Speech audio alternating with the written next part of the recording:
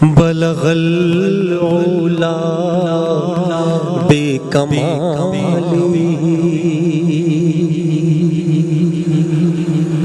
کشف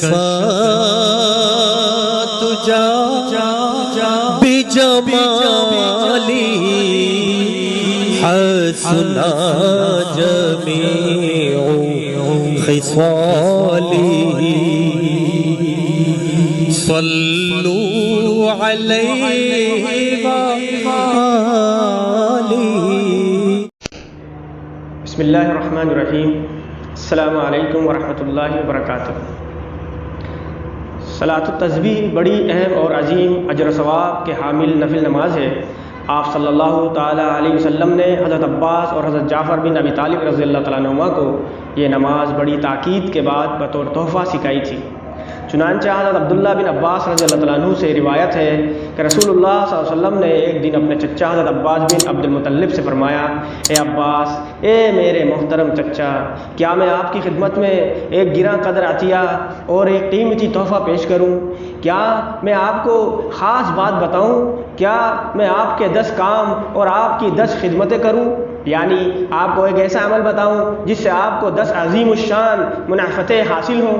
وہ ایسا عمل ہے کہ جب آپ اس کو کریں گے تو اللہ تعالیٰ آپ کے سارے گناہ معاف فرما دے گا، اگلے بھی اور پچھلے بھی، پرانے بھی اور نئے بھی، بھول چوک سے ہونے والے بھی اور دانستہ ہونے والے بھی، صغیرہ بھی اور کبیرہ بھی، ڈھکے چھپے بھی اور اعلانیہ ہونے والے بھی۔ وہ عمل صلاۃ التسبیح ہے۔ میرے چچا، اگر آپ سے ہو سکے تو روزانہ یہ نماز پڑھا کریں، اور اگر روزانہ نہ پڑھ سکیں تو ہر جمعے کے دن پڑھ لیا کریں، اور اگر آپ یہ بھی نہ کر سکیں تو سال میں ایک دفعہ پڑھ لیا کریں، اور اگر یہ بھی نہ ہو سکے تو کم از کم زندگی میں ایک بار ہی پڑھ لیں۔ ابی داؤد و ابن ماجہ کے حوالے سے یہ حدیث آپ کے سامنے نقل کی گئی ہے۔ اس لیے سال بھر وقتاً فوقتاً اس کو پڑھنے اور پڑھتے رہنے کی کوشش کرنی چاہیے۔ رمضان المبارک میں اور دیگر مبارک راتوں اور دنوں جیسے شب برات یا شب قدر یا جمعہ کے دن اس کو اور بھی زیادہ اہتمام سے پڑھنا چاہیے، اور یہ کوئی مشکل نہیں، بس دل میں نیکی کے حصول کا شوق اور اللہ تعالیٰ کی محبت ہونی چاہیے، پھر خود ہی مشقت برداشت کرنا آسان ہو جاتا ہے۔ صلاۃ التسبیح کی فضائل مندرجہ ذیل ہے۔ پہلی فضیلت، صلاۃ التسبیح سے 10 قسم کے گناہوں کا معاف ہونا۔ یہ وہ نماز ہے جس کے پڑھنے سے 10 قسم کے گناہ معاف ہو جاتے ہیں۔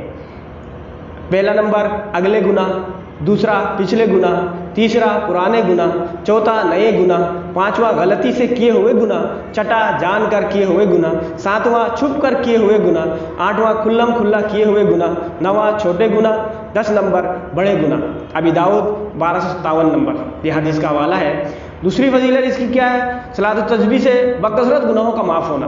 صلاۃ التسبیح کی برکت سے اللہ تعالیٰ بندوں کے بکثرت گناہ معاف فرماتے ہیں۔ احادیث طیبہ میں اس کثرت کئی مثالیں ذکر کی گئی ہیں۔ کل انسانیت کی تعداد سے بھی زیادہ گناہ ہوں تو مغفرت ہو جائے گی، یعنی ساری انسانیت کی تعداد کے مطابق بھی اگر گناہ ہو جائے تو وہ بھی اللہ تعالیٰ معاف فرما دیں گے۔ حوالہ آپ کو اسکرین میں دکھایا جائے گا۔ ریت کی تعداد سے زیادہ بھی گناہ ہو تو وہ بھی معاف ہو جائیں گے۔ سمندر کی جھاگ سے بھی زیادہ گناہ ہو تو معاف ہو جائیں گے۔ ستاروں کی تعداد سے زیادہ گناہ ہو تو وہ بھی معاف ہو جائیں گے۔ قطروں کے تعداد سے زیادہ گناہ ہو تو وہ معاف ہو جائیں گے۔ دنیا کے کل ایام سے زیادہ گناہ ہو تو وہ بھی معاف ہو جائیں گے۔ یعنی آپ اندازہ لگائیں کتنی زیادہ فضیلت ہے۔ سمندر کے جھاگ کے برابر گناہ ہو وہ بھی معاف، ستاروں کی تعداد سے زیادہ گناہ ہو وہ بھی معاف، قطروں کی تعداد سے زیادہ گناہ ہو وہ بھی معاف۔ بڑی عظیم عمل ہے۔ اللہ تعالیٰ ہمیں عمل کی توفیق عطا فرمائے۔ تیسری فضیلت، یہ ایک بہترین تحفہ، بخشش اور خوشخبری ہے۔ نبی کریم صلی اللہ تعالیٰ علیہ وسلم نے اپنے چچا حضرت عباس رضی اللہ تعالیٰ عنہ کو جب یہ نماز تلقین فرمائی تو انہیں اس نماز کی تاکید بھی فرمائی اور اس نماز کو تحفہ پیش اور خوشخبری قرار دیا، تحفہ بخشش اور خوشخبری قرار دیا۔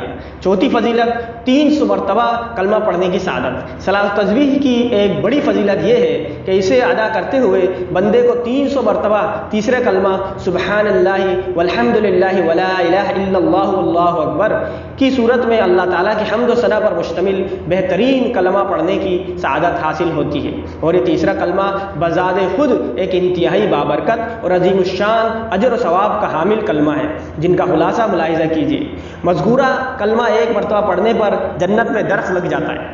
یہ کلمہ اللہ تعالیٰ کے نزدیک سب سے محبوب کلمہ ہے۔ جنت ایک چٹیل میدان ہے اور مذکورہ کلمہ جنت کے پودے ہیں۔ اس کلمے کے اندر پائے جانے والے ہر ایک کلمہ کا ثواب احد پہاڑ سے زیادہ ہے۔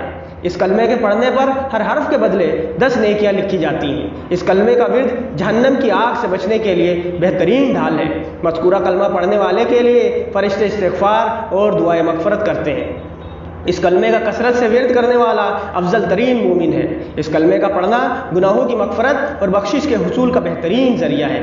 اس کلمے کا ہر کلمہ صدقہ کرنے کے برابر ثواب رکھتا ہے۔ یہ کلمہ میزان عمل میں بہت بھاری ثابت ہونے والا کلمہ ہے۔ یہ کلمہ قرآن کریم پڑھنے سے عاجز شخص کے لیے بہترین بدل ہے، یعنی جو قرآن کریم نہیں پڑھ سکتا وہ اس کلمے کو کثرت سے پڑھا کرے۔ صلاۃ و تسبیح کے بارے میں اسلاف کے چند اقوال آپ کے سامنے نقل کیے جاتے ہیں۔ حضرت عبدالعزیز بن ابی رواد، جو حضرت عبداللہ بن مبارک جیسے عظیم محدث کے بھی استاد ہیں، وہ فرماتے ہیں جس کا جنت میں جانے کا ارادہ ہو اس کے لیے ضروری ہے کہ صلاۃ و تسبیح کو مضبوطی سے پکڑے۔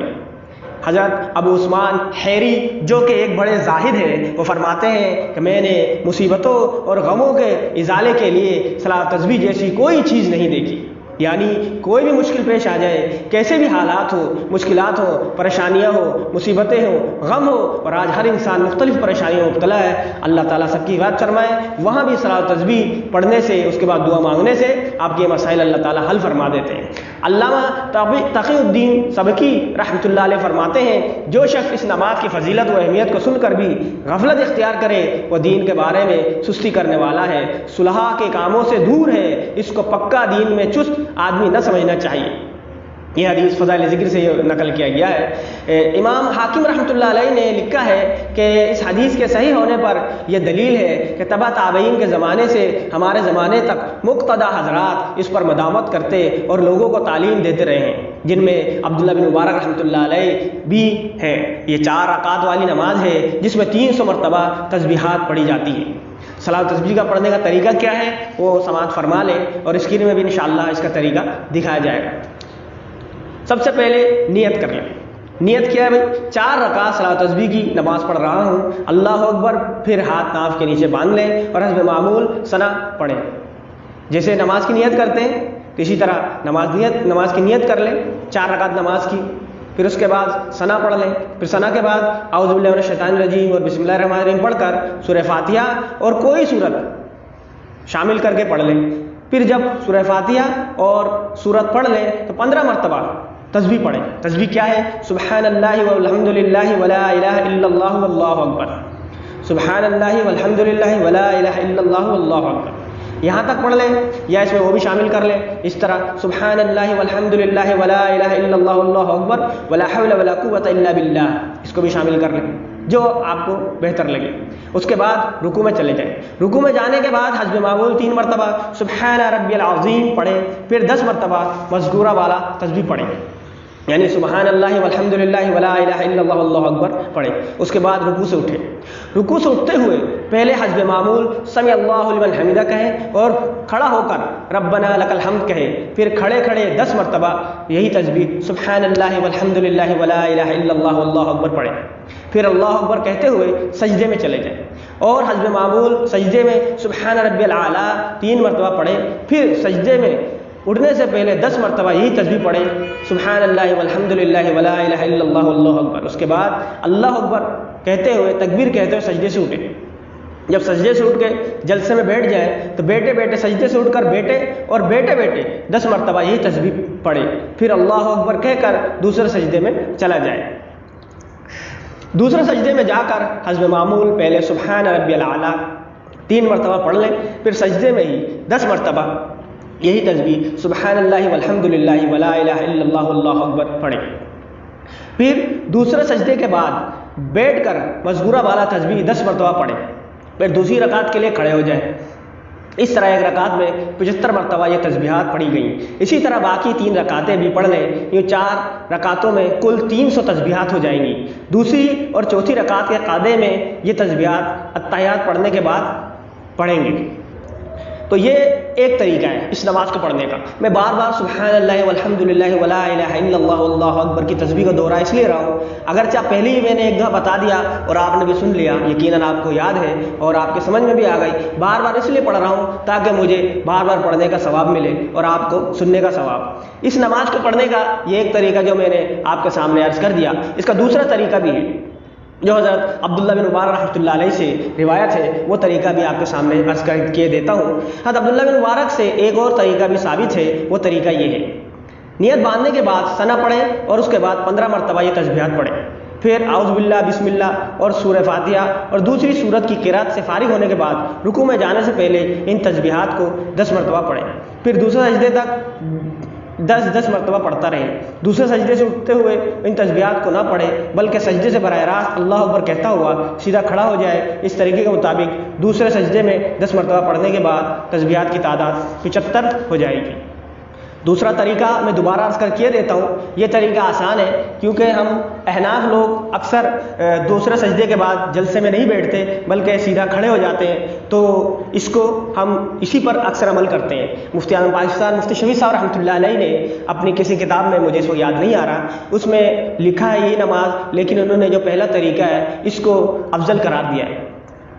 فضائل اعمال شیخ الحدیث رحمۃ اللہ علیہ کی کتاب ہے، اس کے اندر فضائل ذکر کے آخر میں بالکل صلاۃ تسبیح یہ منقول ہے، تفصیل اس کے اندر یہ موجود ہے، فضائل اس کے اندر بھی موجود ہے، احباب اس کو بھی دیکھ سکتے ہیں، دونوں طریقے اس میں بھی درج ہیں۔ لیکن ہم حنفی احناف جو امام اعظم ابو حنیفہ رحمۃ اللہ علیہ کے مقلد ہیں، وہ جس طریقے سے نماز پڑھتے ہیں وہ ان کو آسانی اسی طریقے میں ہوگی جو حضرت عبداللہ بن مبارک رحمۃ اللہ علیہ سے منقول ہے۔ طریقہ میں عرض کر دیتا ہوں، سب سے پہلے نیت باندھ لیں، نیت باندھنے کے بعد ثنا پڑھیں، ثنا کے بعد 15 مرتبہ سبحان اللہ والحمدللہ ولا الہ الا اللہ واللہ اکبر پڑھیں، پھر اعوذ باللہ بسم اللہ، پھر سورہ فاتحہ اور سورہ فاتحہ کے ساتھ کوئی ایک سورت ملا لیں۔ جب سورہ فاتحہ اور کوئی ایک سورت پڑھ لیں تو اس کے بعد 10 مرتبہ سبحان اللہ والحمدللہ ولا الہ الا اللہ واللہ اکبر پڑھ لیں، 10 مرتبہ پڑھ لیا، پھر آپ رکوع میں چلے گئے، رکوع میں جانے کے بعد رکوع کی تسبیح پڑھنے کے بعد 10 مرتبہ سبحان اللہ والحمدللہ ولا الہ الا اللہ واللہ اکبر پڑھیں، پھر رکوع سے پھر کھڑے ہو جائیں، سیدھے کھڑے ہو گئے، سیدھے کھڑے ہونے کے بعد ربنا لک الحمد پڑھنے کے بعد پھر تسبیح 10 مرتبہ پڑھیں، پھر 10 مرتبہ پڑھنے کے بعد آپ اللہ اکبر کہتے ہوئے سجدے میں چلے جائیں، سجدے میں جانے کے بعد سجدے کی تسبیح پڑھیں سبحان ربی الاعلیٰ 3 مرتبہ، اس کے بعد یہی تسبیح سبحان اللہ والحمدللہ ولا الہ الا اللہ واللہ اکبر 10 مرتبہ پڑھیں، پھر سجدے سے اللہ اکبر کہتے ہوئے بیٹھ جائیں جلسے میں۔ جب سجدے سے بیٹھ جائیں، پہلے سجدے اور دوسرے سجدے کے درمیان میں 10 مرتبہ، پہلے سجدے اور دوسرے سجدے کے درمیان میں 10 مرتبہ یہی تسبیح سبحان اللہ والحمدللہ ولا الہ الا اللہ واللہ اکبر پڑھیں، پھر دوبارہ سجدے میں چلے جائیں، سجدے میں جانے کے بعد سجدے کی تسبیح پڑھنے کے بعد پھر 10 مرتبہ سبحان اللہ والحمدللہ ولا الہ الا اللہ واللہ اکبر پڑھیں۔ جب آپ دوسرے سجدے میں 10 مرتبہ یہ تسبیح پڑھ چکے تو آپ 75 مرتبہ کی تعداد پوری کر چکے، لہٰذا اب دوسرے سجدے کے بعد دوسری رکعت کے لیے سیدھے کھڑے ہو جائیں گے۔ سیدھے کھڑے ہونے کے بعد آپ سب سے پہلے 15 مرتبہ سبحان اللہ والحمدللہ ولا الہ الا اللہ واللہ اکبر پڑھیں گے۔ اب باقی طریقہ یہی ہے جو پہلی رکعت میں پڑھی ہے، یہ طریقہ بہت آسان ہے، اس کو بھی آپ کر سکتے ہیں، آسانی سے آپ پڑھ سکتے ہیں۔ اللہ تعالی ہمیں عمل کی توفیق عطا فرمائے۔ آگے بعض علماء کرام دوسرے طریقے کو افضل کہتے ہیں اور وجہ فضیلت یہ بیان فرماتے ہیں کہ چونکہ پہلے طریقے میں جلسہ استراحت کی ضرورت پڑتی ہے اور ہمارے ہاں جلسہ استراحت راجح نہیں، اس لیے وہ طریقہ افضل ہے جس میں جلسہ استراحت موجود نہیں۔ لیکن علامہ شامی رحمۃ اللہ علیہ نے لکھا ہے کہ ان دونوں طریقے سے صلاۃ تسبیح پڑھنی چاہیے، کبھی پہلے طریقے سے کبھی دوسرے طریقے سے۔ صلاۃ تسبیح کا ثبوت، صلاۃ تسبیح صحیح حدیث سے ثابت ہے۔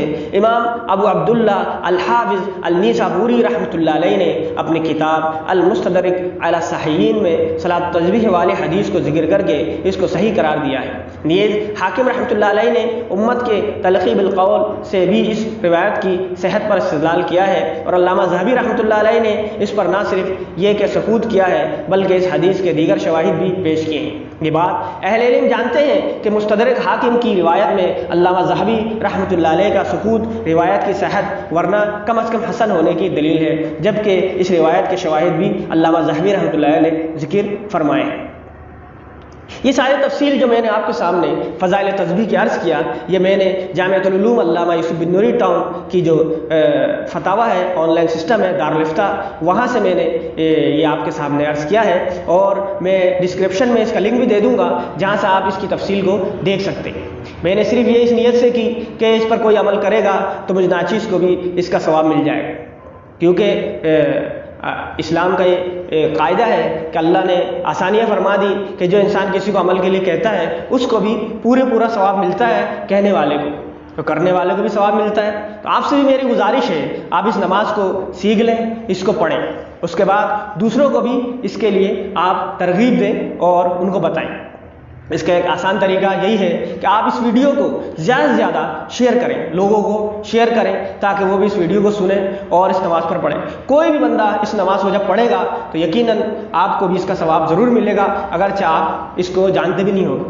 ایک بزرگ کا قول ہے، وہ فرمانے لگے قیامت کے دن جب انسان حاضر ہوگا تو اللہ تعالیٰ اس سے جب بات چیت فرمائیں گے تو جبرائیل اس کو دکھائیں گے کہ یہ بہت ساری نیکیاں آپ کی ہیں، تو وہ شخص کہے گا کہ یا اللہ، اے جبرائیل علیہ السلام، کیا اللہ تعالیٰ مذاق کرتے ہیں؟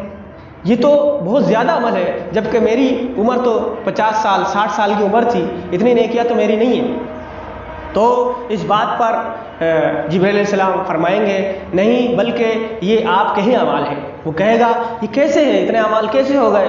تو جبرائیل علیہ السلام فرمائیں گے یہ اعمال اس طرح ہوئے کہ آپ نے کسی کو سبحان اللہ کہنے کے لیے کہا، اس نے سبحان اللہ کہا، کسی کو آپ نے نماز پڑھنے کے لیے کہا، اس نے نماز پڑھنا شروع کر دیا، کسی کو آپ نے قرآن کی تلاوت کے لیے کہا، اس نے تلاوت شروع کر دیا۔ الغرض آپ نے ایک سے کہا، اس نے خود عمل کیا، اس نے کتنے لوگوں کو کہا، یہاں تک کہ یہ قیامت تک چلتا رہا، اور یہ وہ سارے اعمال ہیں جو آپ کے کھاتے میں چلتا گیا۔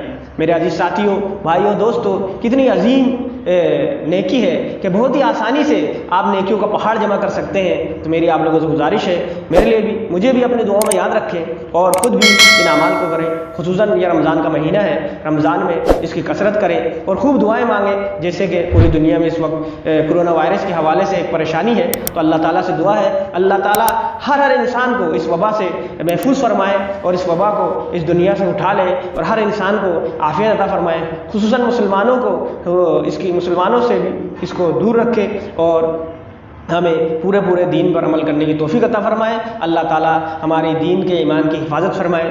وآخر دعوانا ان الحمدللہ رب العالمین۔